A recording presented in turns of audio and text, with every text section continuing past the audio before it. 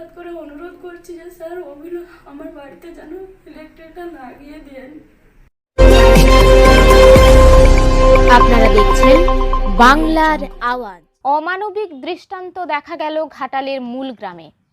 বড় বড় খবরের মাঝে চাপা পড়ে যায় গ্রামগঞ্জের অসহায় দরিদ্র সাধারণ পরিবারগুলির আর্তনাদ।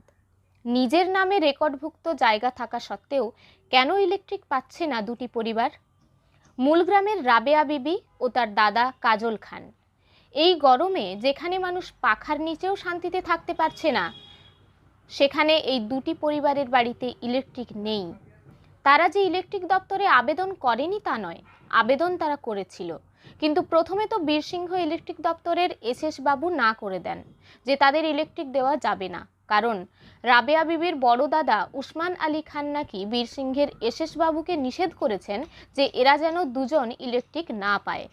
তবে পরে রাবেয়া বিবি এসডিও এবং ঘাটাল ইলেকট্রিক দপ্তরের এসএস এর কাছে যাওয়ার পর ওনাদের সহযোগিতায় বীরসিংহের এসএস কোটেশন জমা নিতে বাধ্য হয়েছিলেন। ইলেকট্রিক দপ্তরে গিয়েছিলাম, সেখানে আবেদনও করেছিলাম, কিন্তু এসএস ইলেকট্রিক দেননি। তারপর আমি ঘাটাল এসডিও সাহেবের কাছে গিয়েছিলাম। এসডিও সাহেবকে জানাতে এসডিও সাহেব বললেন যে আপনার নামে রেকর্ড আছে, আপনি যে বাড়িতে থাকেন তার ট্যাক্স দিচ্ছেন, তা সত্ত্বেও কেন আপনার ইলেকট্রিক হচ্ছে না? অবশ্যই আপনি ইলেকট্রিক পাবেন, এসএস কেনই বা দিচ্ছে না বলে আমার একটা দরখাস্ত ছিল। সেই দরখাস্তটি এসএসকে এবং ঘাটাল ইলেকট্রিক ডিএমকে পাঠিয়েছিলেন, আমাকে ডিএমের কাছেও পাঠিয়েছিলেন। সেই দিনেই আমি সঙ্গে সঙ্গে ওখান থেকে ডিএমের কাছে গিয়েছিলাম। ডিএম সাহেবও ওই একই কথা বলছেন, কেন আপনার জায়গা, আপনার রেকর্ড, আপনার ট্যাক্স দিচ্ছেন আপনি, তা সত্ত্বেও আপনাকে এসএস কেন ইলেকট্রিক দিচ্ছে না? এসএসকে ফোন করে ডিএম সাহেব জানালেন যে এনাকে অবিলম্বে ইলেকট্রিক দিন, অবশ্যই আপনি ইলেকট্রিকটা দেওয়ার ব্যবস্থা করুন। তারপর ইলেকট্রিক দপ্তরের লোক যখন মিটার বসাতে যায়, রাবেয়া বিবির বড় দাদা উসমান আলী খান মিটার বসাতে বাধা দেয় বা তাদের তাড়িয়ে দেয়। এখন প্রশ্ন হলো, আইন শৃঙ্খলা মেনে ইলেকট্রিক লাগানোর পারমিশন থাকা সত্ত্বেও কে বা কারা বাধা দিল বলেই তার নিজের বাড়িতে মিটার বসাতে পারবে না? এটা গ্রামের সাধারণ মানুষদের হজম হচ্ছে না। এই গরমে দুটি পরিবারের বাচ্চাদের অসুস্থ হবার খবর পাওয়া যায়। এই ডিজিটাল যুগে ঘাটালের দুটি পরিবারের ইলেকট্রিক নেই, এটা শুনতে কেমন একটা লাগছে না? কিন্তু এটাই সত্যি। এরপর রাবেয়া বিবি ঘাটাল থানায় লিখিত আকারে অভিযোগ করেন, কিন্তু তাতেও কিছু লাভ হয়নি। শাসক দলের প্রধান উপপ্রধানের কাছেও যায়, তাতেও কিছু লাভ হয়নি। এবং শাসক দলের পঞ্চায়েত সমিতির মেম্বারদের কাছে গেলে তারাও বলে দেখছি। কোটেশন আমি জমা দিয়েছিলাম। কোটেশন জমা দেওয়ার পর একদিন পরে আমার বাড়িতে ইলেকট্রিক লাগাতে গিয়েছিল, কিন্তু আমার দাদা ওসমান আলী খান এবং তার স্ত্রী সাবানা বিবি ইলেকট্রিক লাগাতে দেননি। তা যারা ইলেকট্রিক লাগাতে গেছিলো এমনও তাদেরকে উল্টাপাল্টা করে বলা, তাদেরকে ধমকি দিয়ে তাদের হাত থেকে তার কাড়িয়ে এনে ইলেকট্রিক কোনো লাগাতে দেননি। তারপর আমি ঘাটাল থানায় গিয়েছিলাম। ঘাটাল থানায় জানাতে তিনি লিখিত আকারে দিতে বলেছিলেন। আমি লিখিত আকারে ঘাটাল থানায় জানিয়েছিলাম এবং তিনি বলেছিলেন যে আপনার ফোন নাম্বারটা দিয়ে যান, ফোন নাম্বারটা দিলে আমি আপনাকে ফোন করে অবশ্যই জানিয়ে দেবো।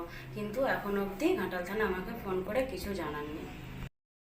রাজ্যের মুখ্যমন্ত্রী বলেন নাকি মহিলাদের প্রাধান্য দিতে হবে, মহিলাদের জন্য এই করছি সেই করছি। একটা ইলেকট্রিক কানেকশন দিতে আপনার দল ব্যর্থ। এখন প্রশ্ন হলো, এই উসমান আলী খান কত বড় মস্তান? তার সামনে দাঁড়িয়ে প্রশাসন বা শাসক দল তাকে কিছু বলতে পারছে না কেন? পারিবারিক বিবাদ অনেকের ফ্যামিলিতেই আছে, তা বলে ইলেকট্রিক ও জলের কানেকশন তারা বাড়িতে লাগাতে দেবে না, এটা কি মানা যায়? এর আগেও নাকি জলের কানেকশন লাগাতে বাধা দিয়েছিল এই উসমান আলী খান। তখন আগের বিডিও সঞ্জীব দাস ও আগের ওসি দেবাংশু ভৌমিক বাবুর হস্তক্ষেপ করায় জলের নল লাগানো হয়েছিল।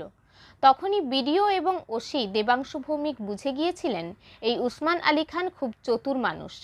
দু একটি ম্যানকে ম্যানেজ করে এইভাবেই নিজের ভাই বোনেদের সংসারে অশান্তি সৃষ্টি করে আবার তাদেরই উপর দোষ চাপিয়ে আসছে বিগত 4 বছর ধরে।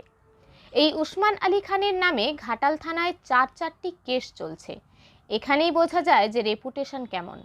বাংলার প্রতিটি পরিবারের বিদ্যুৎ ও জলের নল পাওয়া তাদের ন্যূনতম অধিকার। তাহলে এখানে রাবেয়া বিবি ও তার মেজ দাদা কাজল খানের বাড়িতে ইলেকট্রিক নেই কেন? শাসক দল ও প্রশাসনিক ব্যক্তিরা চুপ কেন? একদিকে উচ্চপদস্থ প্রশাসনিক ব্যক্তিরা বলছেন অবশ্যই ইলেকট্রিক পাবেন, অপরদিকে কিছু প্রশাসনের মানুষ মুখে কুলুপ এঁটে বসে আছেন।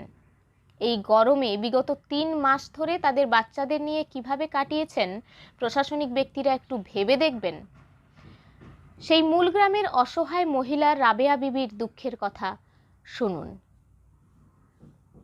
ব্যুরো রিপোর্ট, বাংলার আওয়াজ, সত্যের সাথে মিথ্যার বিরুদ্ধে। আমি এসডিওর কাছে গিয়েছিলাম, বিডিওর কাছেও গিয়েছিলাম, ঘাটাল ইলেকট্রিক ডিএমের কাছেও গিয়েছিলাম, বীর সিং এসএসের কাছেও জানিয়েছি, ঘাটাল থানাতেও জানানো হয়েছে। বিডিও, জয়েন্ট বিডিও, প্রধান, উপপ্রধান সমস্ত জায়গায় আমি জানিয়ে রেখেছি। তা সত্ত্বেও আমার বাড়িতে এখনও ইলেকট্রিক হয়নি। এই গরমেতে মানুষ পাখার তলায় থাকতে পারছে না, কিন্তু এই গরমে আমাকে এইভাবেই বাস করতে হচ্ছে। তো প্রশাসনকে জানাই আমি যে এই গরমে কি আমি ইলেকট্রিক পাবো না? আমার সমস্ত কিছু থাকতেও আমি লিগ্যাল থাকতেও আমাকে ইলেকট্রিক দেওয়া হচ্ছে না কেন? তাহলে কি প্রশাসন গরিব দুঃখী অসহায় মহিলাদের জন্য নয়? প্রশাসন কি শুধু টাকাওয়ালা মানুষদের জন্যই? প্রশাসন অসহায় মানুষদেরকে কেন দেখছে না?